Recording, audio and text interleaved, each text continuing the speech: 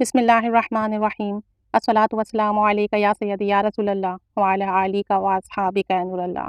درود شریف کا کمال، blood cancer ختم ہو گیا۔ درود پاک کا ایک مشاہدہ سماعت فرمائیے۔ کہتے ہیں کہ ہماری ہمسائی کے بیٹے کو بلڈ کینسر ہو گیا، یعنی نیبر کے لڑکے کو بلڈ کینسر ہو گیا۔ انہوں نے بڑے بڑے اسپیشلسٹ ڈاکٹر سے علاج کروایا، لیکن افاقہ نہیں ہوا، بچہ ٹھیک نہیں ہوا۔ کسی نے انہیں بتایا کہ آپ درود ابراہیمی کثرت سے پڑھیں۔ انہوں نے درود ابراہیمی پڑھتے ہوئے دن رات ایک کر دیے۔ نہ صرف وہ لڑکا پڑھتا، بلکہ ہر وقت ان کے گھر میں ہر کسی کی زبان پر درود ابراہیمی جاری و ساری رہتا، اور تمام گھر والے اللہ تعالیٰ سے رو رو کر دعائیں مانگتے۔ وہ لڑکا بھی خود دعائیں مانگتا۔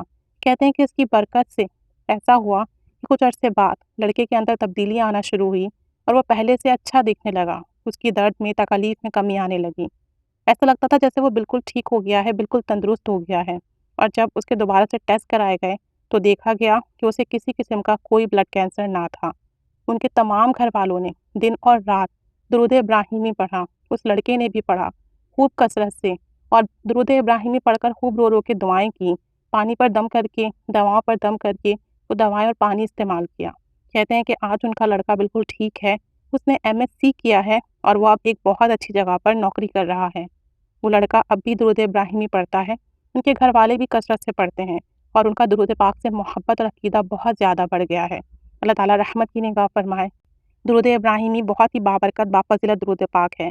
اس کی فضیلت سے کون نا واقف ہے؟ خود نبی کریم صلی اللہ علیہ وسلم نے اس درود پاک کے پڑھنے کا حکم دیا۔ تو کوئی بھی پریشانی ہو، مشکل ہو، بیماری ہو، نوکری کا مسئلہ ہو، یا کسی بھی قسم کا معاشی معاملہ ہو، روحانی معاملہ ہو، زندگی کا معاملہ ہو یا دین کا معاملہ ہو، درود ابراہیمی کو کثرت سے پڑھیں، اور اس کے بعد اپنے لیے خوب دعا کریں رو رو کر۔ انشاءاللہ عز و جل بڑی سے بڑی بیماری بھی ٹھیک ہو جائے گی، لا علاج بیماری بھی ٹھیک ہو جائے گی۔ جیسا بھی مسئلہ ہوگا انشاءاللہ اس کی برکت سے ٹھیک ہو جائے گا، تمام مسائل حل ہو جائیں گے، کام بن جائیں گے، اور جو بھی حاجات ہوگی ضرور بالضرور پوری ہوگی۔ تو درود ابراہیمی کثرت سے پڑھ کیجیے، انشاءاللہ اللہ اس کی برکت سے دین اور دنیا کی خوب خیر و بلائیاں عطا فرمائے گا۔ اس طرح کے واقعات سننے سے ہمارے دل میں درود پاک کی مزید محبت پیدا ہوتی ہے۔